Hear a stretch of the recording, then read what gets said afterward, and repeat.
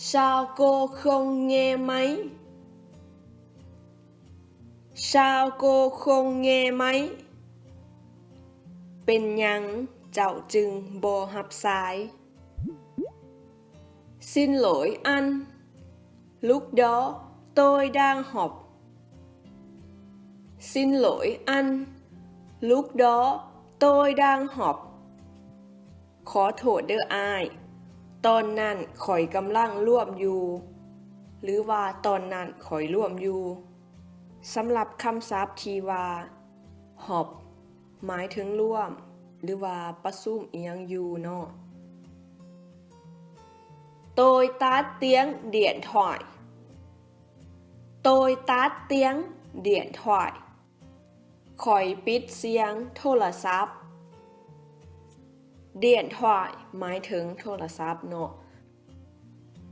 Vì tôi không có gì để nói với anh. Vì tôi không có gì để nói với anh. เพราะข่อยบ่มีหยังจะเว้ากับเจ้า Tôi bận. Tôi bận. ข่อยค่าเวียกหรือจะแปลว่าข่อยติดธุระก็ได้เช่นกัน Có gì cho em giúp không chị à? Có gì cho em giúp không chị à? มีหยังให้น้องซอยบ่เอื้อย Giúp หมายถึงช่วยเหลือ Không có đâu em. Không có đâu em. บ่มีดอกน้อง Có. Em bưng cái này ra ngoài giúp chị với nhé. ฟังซ้ำคืนอีกเทื่อนึง Có. Em bưng cái này ra ngoài giúp chị với nhé. มีน้องยกอันนี้ออกไปนอกช่วยเอื้อยแน่เด้อคำว่าบึ้งหมายถึงยกย่อหมายถึงยกย่อสิ่งของร่างวายหมายถึงออกไปนอกไปข้างนอก Để chị tự làm cũng được. Để chị tự làm cũng được. เดี๋ยวเอื้อยเฮ็ดเองก็ได้หรือว่าป้าให้เอื้อยเฮ็ดเองก็ได้tự làmหมายถึงเฮ็ดเองเฮ็ดด้วยตนเอง Cô tên là Trăn à? Cô tên là Trăn à? เจ้าชื่อจันบ่ Vâng, tôi là Trăn. เจ้าข่อยแม่นจัน Dạ không, tôi là เจ้าบ่แม่นข่อยแม่นซึ่งว่าคำตอบที่2ก็จะมีจำ3เม็ดอยู่ทางท้ายประโยคเนาะบอนคำว่า tôi là ก็จะมีจำ3เม็ดแม่นให้ทุกคนไปเติมใส่เนาะว่าชื่อหยังเพราะว่าในประโยคคำถามที่3นี่ถามว่าเจ้าแม่นจันบ่ประโยคคำตอบที่2ตอบว่าบ่แม่นเนาะก็ต่อมาก็บอกว่าข่อยแม่นไผชื่อหยังก็เติมชื่อใส่เลยมาเบิ่งคำตอบที่3กันเลยเนาะ Trăn đứng ở đằng kia. Trăn đứng ở đằng kia. จันยืนอยู่พุ่นหรือว่าจันยืนอยู่เบื้องนั้นสำหรับคำตอบที่3ก็จะตอบในกรณีที่ว่าผู้ถูกถามบ่แม่นจันแต่ว่าอยากบอกว่าจันยืนอยู่เบื้องนั้นหรือว่าอยู่พุ่นนั่นก็สามารถใส่ประโยคนี้ตอบได้เลย Sao em cho nó vào cửa hàng của mình? Sao em cho nó vào cửa hàng của mình? น้องให้มันเข้ามาในห้านเฮาได้จังใดประโยคนี้จะแปลว่าเป็นหยัง น้องจึงให้มันเข้ามาในหานเฮาจะแปลแนวนั้นก็ได้เช่นกันเนาะถ้าทุกคนบ่อยากขึ้นต้นด้วยคำว่าเศร้าก็สามารถขึ้นต้นด้วยคำว่าตายเศร้าก็ได้เช่นกันเนาะก็มีความหมายว่าเป็นหยังหยอดหยังคือกันเกือห่างหมายถึงห่านคาเอมเตืองละบานกัวจิเอมเตืองละบานกัวจิน้องคิดว่าเมนหมู่ของเอื่อยเตืองมันคิดนึกคิดว่าอันไอน้อยไว้เอมละแหนไว้จิโรยอันไอน้อยไว้เอมละแหนไว้จิโรยล่าวบอกกับน้องว่าล่าวนัดกับเอื่อยไว้แล้วคำว่าเห็นหมายถึงนัดพบแอมน้อยโดยมาน้อคงแง่แอมน้อยโดยมาน้อคงแง่น้องบอกแล้วแต่มันบ่ฟังคงแง่หมายถึงบ่ฟังบ่ได้ยินphải gọi là chị dâu đúng không má phải gọi là chị dâu đúng không má ต้องเอิ่นว่าเอื่อยไผ่แมนบ่แม่คำว่าก่อยหมายถึงเอิ่นเฮียเจ้าหมายถึงไผ่ลูกไผ่เนาะแต่ว่าเฮาใส่สรรพนามว่าจิเจ้าก็หมายถึงเอื่อยไผ่ดุ้งเป็นหมายถึงถูกต้องหรือว่าแมนphải rồi con phải rồi con แมนแล้วลูกถ้าบ่อยากตอบว่า phải rồi ก็ตอบว่า đúng rồi con ก็ได้เช่นกันเนาะก็ถือคือกันก็มีความหมายว่าแมนแล้วลูกหรือว่าถูกแล้วลูกคือกันสำหรับคำตอบที่2ก็จะตอบว่า gọi chị thôi cũng được con chưa phải là chị dâu của con đâu ฟังสำคืนเด้อ gọi chị thôi cũng được con chưa phải là chị dâu của con đâu เอิ้นเอื้อยซื่อๆก็ได้ลูกยังบ่ทันเป็นเอื้อยไผ่ลูกดอกคำตอบนี้ก็จะยาวขึ้นมาแน่คำว่าเจื้อฝายหมายถึงยังบ่ทันแมนหรือว่ายังบ่ทันถูกเนาะมาต่อทีคำตอบสุดท้ายกันเลยคำตอบนี้ก็ยาวเช่นกันเนาะ Cô ấy là bạn đồng nghiệp của anh trai con đừng gọi chị dâu nhé ฟังซ้ำคืนอีกเทื่อนึง Cô ấy là bạn đồng nghiệp của anh trai con đừng gọi chị dâu nhé ล่าวเป็นเพื่อนร่วมงานของอ้ายลูกอย่าเอิ้นเอื้อยไผเด้อ bạn đồng nghiệp หมายถึงเพื่อนร่วมงานเพื่อนที่เฮ็ดเวียกอยู่นำกันเนาะส่วนคำว่าดึงหมายถึงยาบ่ควร hỏi thật anh không xấu hổ à hỏi thật anh không xấu hổ à ถามแท้เจ้าบ่อายแน่บ่หรือว่าถามแท้อายบ่อายแน่บ่คำว่าเศร้าโหหมายถึงอับอายละอาย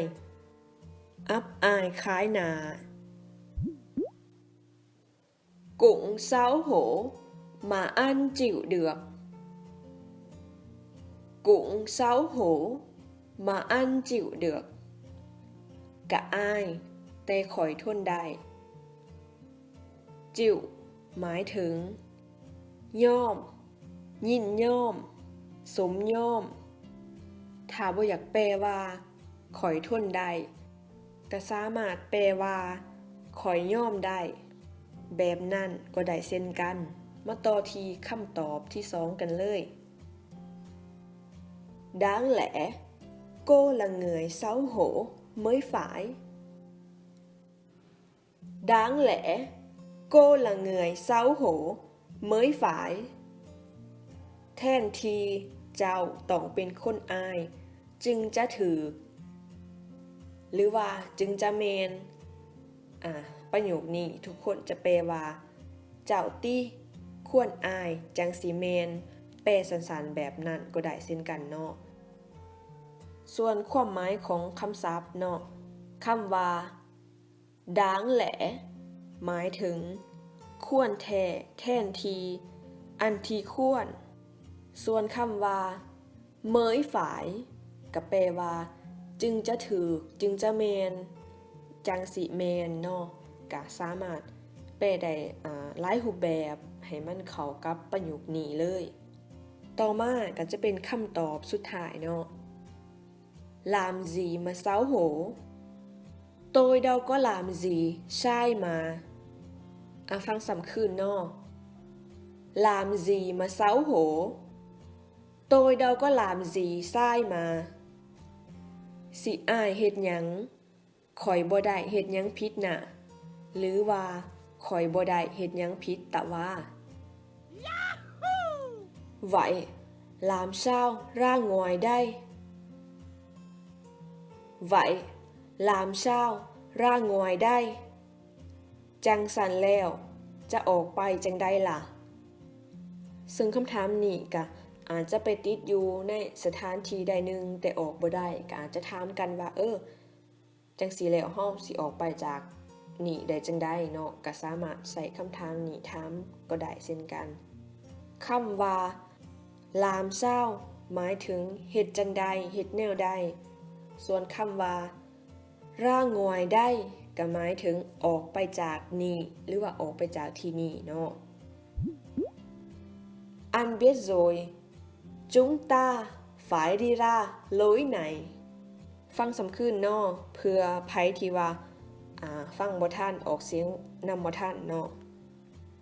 Anh biết rồi chúng ta phải đi ra lối này อายหูแล้วพวกเฮาต้องออกไปทางนี้คำตอบที่2 Tôi cũng không biết nữa Tôi cũng không biết nữa ข่อยก็บ่ฮู้คือกันหรือว่าข่อยก็บ่ฮู้เช่นเดียวกันจะแปลแนวนั้นก็ได้เช่นกันเนาะมาต่อที่คำตอบที่3กันเลย Để em điện cho bạn em đến đây mở cửa cho ฟังอีกเทื่อนึง Để em điện cho bạn em đến đây mở cửa cho เดี๋ยวน้องโทรหาหมู่ให้เขามาไขประตูให้ประตูอาจจะล็อกเนาะไขบ่ได้อาจจะแบบบอกว่าเดี๋ยวโทรให้หมู่มาไขประตูให้กะใส่ประโยคนี้ในการสื่อสารก็ได้เช่นกันเนาะ Chuyện gì vậy anh Chuyện gì vậy anh เรื่องหยังอาย Chuyện em hiểu nhầm ngày hôm qua đó Chuyện em hiểu nhầm ngày hôm qua đó เรื่องที่น้องเข้าใจผิดมื้อวานนี้หันเด้เจียนหมายถึงเรื่องเล่าส่วนคำว่าเหี่ยวเม่นหมายถึงเข้าใจบางคนก็อาจจะออกเสียงว่าเหี่ยวแต่บางคนก็อาจจะออกเสียงว่าหิวซึ่งมันก็ถูกเบิดสองเนาะบ่ได้ผิดเพราะว่าการออกเสียงแต่ละเขตแขวงมันก็แตกต่างกันอยู่แล้วอันนี้ก็บอกให้เข้าใจเนาะเดี๋ยวมาฟังสิ่งน้อยเว้าหรือว่าออกเสียงล่ะตัวเองออกเสียงมันคือบ่คือกันเดี๋ยวสิว่าสิ่งน้อยออกเสียงผิดบ่หรือว่าตัวเองฟังนี่ออกเสียง ผิดบ่หั่นน่ะซึ่งว่ามันก็แล้วแต่ละเขตกันเลยเนาะอันนี้ก็บ่ได้ติหรือว่าจำแนกว่าผิดตายตัวอันนี้ก็แล้วแต่ทุกคนจะสื่อสารแล้วก็นำไปใส่เนาะเฮามาต่อที่คำตอบที่2กันเลยคงก็เจียจีดาวแอมอะคงก็เจียจีดาวแอมอะบ่มีเรื่องหยังดอกน้องคำตอบที่3เจียนจวนบีดีดามเกื้อยตอนเศร้าเจียนจวนบีดีดามเกื้อยตอนเศร้าเรื่องเกี่ยมไปงานแต่งอาทิตย์หน้าจวนบีหมายถึงเกี่ยมกะเกี่ยมดามเกื้อยหมายถึงงานแต่งงานดองตอนเศร้าหมายถึงอาทิตย์หน้าอาทิตย์สิมาเนาะคำตอบสุดท้ายก็จะแม่นไหมเสริมวาวเจิ้นบ้านเต้าไหมเสริมวาวเจิ้นบ้านเต้ามึงเหยียบตีนมูกู อันนี้ก็เป็นคำตอบที่ว่ากวนๆน้อยนึงเนาะอันนี้ก็ยกขึ้นมาเพื่อที่ว่ามันก็มีหลายคำศัพท์ใหม่ๆในการเรียนรู้เนาะเป็นคำตอบที่ว่ากวนๆแล้วก็ตลกแน่เนาะแต่ถ้าว่ามันเกิดขึ้นอีหลีก็เป็นคำตอบที่ว่ากวนๆกวนตีนแท้อันตีเนาะสำหรับความหมายของคำว่าเสริมหมายถึงเหยียบหรือว่าทืบเนาะตัวอย่างว่าเสริมเจิ้นเหย้าหมายถึงว่าเหยียบตีนกันชาวโรยบักสีชาวโรยบักสีเป็นจังใดแล้วทานหมอประโยคคำถามนี้ซึ่งว่าไผที่ไปห้องหมอเนาะก็อาจจะจำเป็นต้องใส่เนาะว่าอาการคนเจ็บเป็นแนวใดก็อาจจะถามทานหมอไปเลยเนาะใส่ประโยคนี้มาเบิ่งคำตอบทำอิดกันเลยเบกเยินbị sốt thôi cô ạ bệnh nhân bị sốt thôi cô ạ คนเจ็บเป็นไข้เท่านั้นเด้อสาวหรือว่าคนเจ็บเป็นไข้ซื่อๆเด้อสาวเบกเยินหมายถึงคนเจ็บคนไข้หรือว่าคนป่วยบีโชดหมายถึงเป็นไข้มาต่อที่คำตอบที่2กันเลยChúng ta chưa kết luận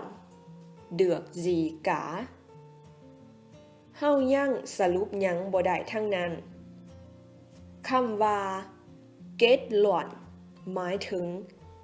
สรุปความเนาะว่ามันเป็นแนวใดคำตอบต่อมา Bệnh của anh không nặng lắm đâu Bệnh của anh không nặng lắm đâu พยาธิของอ้ายบ่หนักหลายดอกส่วนคำตอบสุดท้ายเนาะก็จะตอบว่า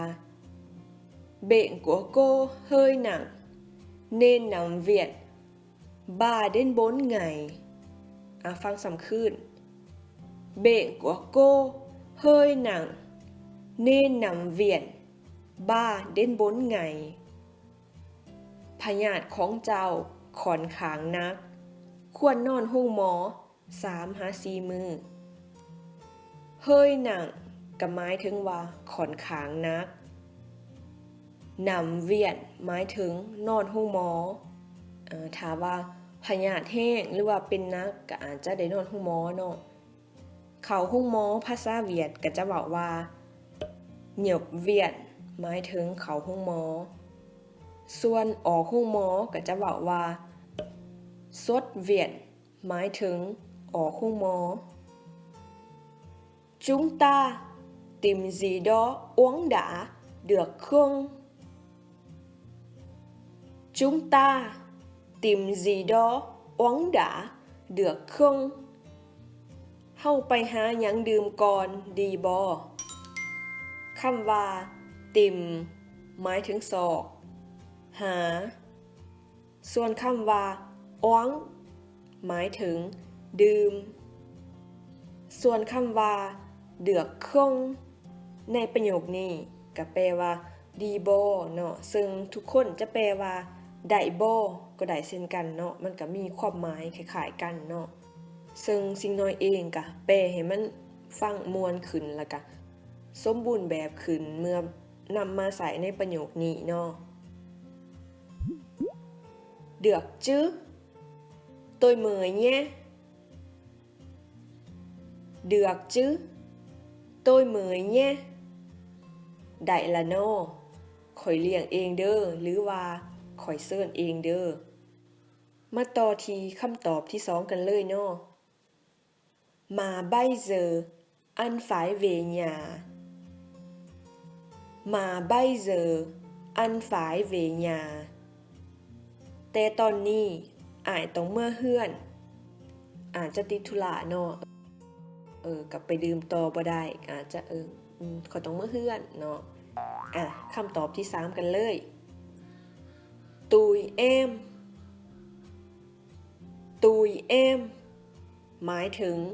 แล้วแต่น้องคำตอบที่4เนาะก็จะตอบว่า Hay là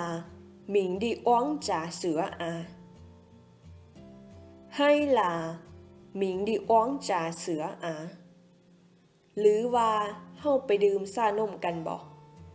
จะแปลว่าเฮาไปกินชานมกันบ่ก็ได้เช่นกันเนาะภาษาลาวเฮาหั่นนะแบบเว้ากันทั่วไปเนาะก็ใส่คำว่ากินเป็นปกติแล้วก็ทุกคนก็ใส่สื่อสารกันเป็นคำที่ว่าเว้าเรื่อยๆเป็นคล้ายๆกับว่าประโยคที่พอในชีวิตประจำวันเนาะแบบไปกินน้ำไปกินชานมหรือว่าไปกินเอียงก็ตามเนาะแต่ว่าคือทางเวียดนามน่ะเขาเจ้าก็จะใส่คำว่าดื่มเนาะถ้าเป็นกินก็จะเป็นอันอ้วงก็จะเป็นดื่มเนาะเขาเจ้าก็จำแนกอย่างชัดเจนแต่ว่าทางเบื้องเฮาก็ใส่ดื่มคือกันแต่ว่าเป็นภาษาพื้นบ้านหรือว่าเฮาเว้ากันตามท้องตลาดก็ใส่กินก็บ่เป็นหยังเนาะก็บ่ผิดก็บ่มีไผมานั่งตำหนิติชมหรือว่าจำแนกว่าห้ามเว้าเด้อคำว่ากินบ่มีเนาะเฮาเว้าแนวใดเข้าใจเฮาก็เว้ากันเลยเนาะ Ăn gì chưa con Ăn gì chưa con กินหยังแล้วบ่ลูกหรือว่ากินข้าวกินน้ำแล้วบ่ลูก Dạ chưa má หรือว่า Dạ chưa mẹ โดยยัง mẹ Dạ con ăn ở ngoài rồi cô Dạ con ăn ở ngoài rồi cô โดยลูกกินอยู่นอกมาแล้วซึ่งคำตอบที่2นี้จะตอบในกรณีที่ว่าเฮาร่วมกับผู้หญิงที่ว่ามีอายุสูงเนาะบ่ว่าจะเป็นน้าสาวหรือว่าป้าหรือว่าคล้ายๆว่าคนที่มีอายุสูงกว่าเฮาหลายปี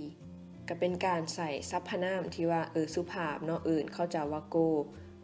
เฮาก็แทนตัวเองว่าลูกหั่นน่ะให้มันสุภาพในการสื่อสารหรือว่าเว้าจากันมาต่อที่คำตอบที่3กันเลย Cháu chưa đói Cháu chưa đói หลานยังบ่ทันหิว เจ้าหมายถึงหลานเนาะ đói หมายถึงหิวหรือว่าอยากส่วนคำตอบที่4ก็ตอบว่า Con đợi ăn với chị Phụng Con đợi ăn với chị Phụng ลูกถากินพร้อมฟุ่งซึ่งว่าคำศัพท์ที่สิน้อยใส่ไว้อยู่ในวงเล็บคำว่ากุ่งก็หมายถึงพร้อมกันพร้อมเดียวกันคือกันเนาะใส่แทนคำว่าเว้ยก็ได้แล้วก็คำว่าเดยก็มีขีดทับเป็นคำว่าเจอก็หมายถึงว่าถาคือกันเนาะตัวอย่างเฮาบ่เว้าว่าเดยเฮาก็เว้าว่าเจอบ่อยากเว้าว่าเว้ยก็เว้าว่ากุ่งก็ได้เนาะตัวอย่างเด้อก่อนเจออันกุ่งจิฝุ่งก็มีความหมายว่าลูกถากินพร้อมเอื้อยฝุ่งNày คงวาวเลิบเศร้านี่บ่เขาห้องบ่ถ้าบ่อยากเว้าว่าคงวาวเลิบเศร้าก็เว้าว่าคงวาวเลิบหอกเศร้าก็ได้เนาะเพราะว่าเลิบหอกหมายถึงห้องเฮียนตัวอย่างเฮาจะเว้าว่านายคงวาวเลิบหอกเศร้านี่บ่เข้าห้องเฮียนบ่ถ้าบ่เว้าว่าห้องเฮียนก็เว้าว่าเฮียนซื่อๆก็ได้เนาะตัวอย่างว่าคงวาวหอกเศร้าก็หมายถึงว่าบ่เข้าเฮียนบ่อาจจะถามหมู่เนาะว่าบ่เข้าเฮียนบ่ซุมื้อนี้อิหยังก็ว่ากันไปซึ่งคำตอบเนาะก็จะตอบว่าเกาะจื้อหมายถึงเขาละนอหรือว่าเฮียนละนอส่วนคำตอบต่อมาก็จะตอบว่าเตียดไหนไถจ้องหนีเตียดไหนไถจ้องหนีชั่วโมงนี้อาจารย์ให้พักเตียดหมายถึงชั่วโมงถ้าบ่อยากใส่คำว่าเตียดก็ใส่คำว่าเตียงจะหมายถึงชั่วโมงเช่นกันส่วนไผบ่อยากเว้าว่าไถซึ่งหมายถึงอาจารย์ผู้ชายก็อาจจะเว้าว่าโกก็จะหมายถึงเอื้อยคู่หรือว่าอาจารย์ผู้หญิงตัวอย่างเว้าว่าเตียดไหนโกจ้องหนีก็มีความหมายคือกันเนาะว่าชั่วโมงนี้อาจารย์ให้พักคำตอบสุดท้ายกันเลยเนาะก็จะตอบว่าdạ không em xin phép về trước dạ không em xin phép về trước โดยบ่น้องขออนุญาตกลับก่อน đang xem gì thế đang xem gì thế หรือว่า đang coi gì thế đang coi gì thế ประโยคนี้จะมีความหมายว่าเบิ่งหยังหันน่ะหรือว่าเบิ่งหยังอยู่หันแซมหรือว่าก้อยหมายถึงเบิ่งมองดูเป็นการเบิ่งเห็นด้วยตาเนาะซึ่งคำว่าด่างก็หมายถึงกำลังหรือว่าพ่วมก้อยกะลิบเมยก้อยกะลิบเมยหรือว่าแซมกะลิบเมยประโยคนี้ก็จะหมายถึงเบิ่งคลิปใหม่จะตอบว่าก้อยหรือว่าแซมก็ได้เนาะคลิปหมายถึงคลิปวิดีโอเนาะซึ่งอ่านเป็นภาษาเวียดก็จะอ่านว่าคลิปแบบนี้เนาะซึ่งตามที่สิน้อยได้ยินหรือว่าฟังหมู่เพื่อนเนาะหรือว่าผู้คนที่อยู่เบื้องนั้นเว้าเขาเจ้าก็เว้าออกเสียงแบบนี้แต่บ่ฮู้ว่ามันผิดบ่หรือจังใดก็คอมเมนต์เข้ามาเนาะมาต่อที่คำตอบที่2กันเลยอันเจือไทยอันจองย้อมอันเจือไทยอันจองย้อมยังบ่ทันเห็นหูปในกลุ่มบ่เจือไทยหรือว่าเจือเทยหมายถึงยังบ่ทันเห็นอันหมายถึงหูปย้อมหมายถึงกลุ่มถึงจุถึงหน่วยส่วนคำตอบที่3ก็จะตอบว่าแซมหลายบ่ายเติบกัวเบื่อโฮมเจือกหรือว่าก้อยหลายบ่ายเติบกัวเบื่อโฮมเจือก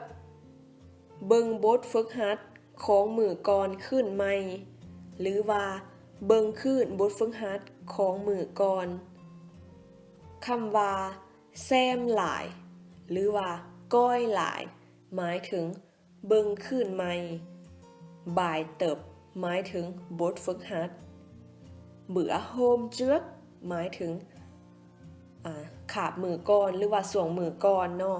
หรือว่าตอนมือก่อนเบื่อหมายถึงขาบตอนย่ามโฮมเจือกหมายถึงมือก่อนcái gì nữa thế cái gì nữa thế แม่นยังอีกแล้วหรือว่าแม่นอีหยังอีกแล้วหรือจะแปลว่าอีหยังอีกแล้ว ก็ได้เช่นกันเนาะสำหรับประโยคนี้มาเบิ่งคำตอบทำอิฐกันเลยเจ้าหลามกายโอฮื้อโรยโกอาเจ้าหลามกายโอฮื้อโรยโกอาหลานเห็ดขั้นหมเพ่แล้วสาวหรือว่าหลานเห็ดขั้นจองเพ่แล้วสาวกายโอหมายถึงขั้นหมหรือว่าขั้นจองบางคนก็เอิ้นขั้นยู่เนาะถ้าบ่อยากเว้าว่ากายโอก็เว้าว่ากายจูหรือว่าจูเนาะเพราะว่าจูหรือว่ากายจูก็หมายถึงขั้นหมคือกันเนาะแล้วแต่คนจะเอิ้นเพราะว่าแต่ละบอนก็เอิ้นสิ่งเอิ้นของที่ว่าชื่อของวัตถุนั้นๆบ่อยากคือกันอยู่แล้วเนาะบ่ว่าจะเป็นเบืองเวียดนามหรือว่าลาวเฮาคือกันก็เอิ้นมีหลายชื่อเนาะสิ่งของหนึ่งๆก็ได้ส่วนความหมายของคำว่าฮื้อหมายถึงเพ่พังมาต่อที่คำตอบที่2กันเลยเนาะEm quên điện chị ấy cho ăn Em quên điện chị ấy cho ăn น้องลืมโทรหาเอื้อยผู้นั้นให้อ้ายหรือจะแปลว่าน้องลืมโทรหาลาวให้อ้ายจีไอหรือว่าจีเอ้ยหมายถึงลาวผู้หญิงส่วนคำว่าเดียนก็หมายถึงโทรเนาะ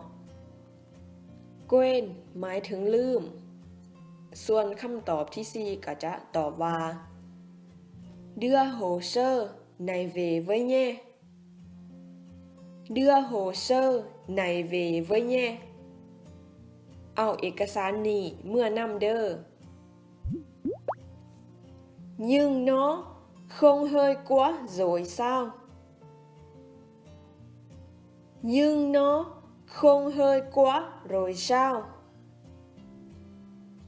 nhưng nó không hơi quá rồi sao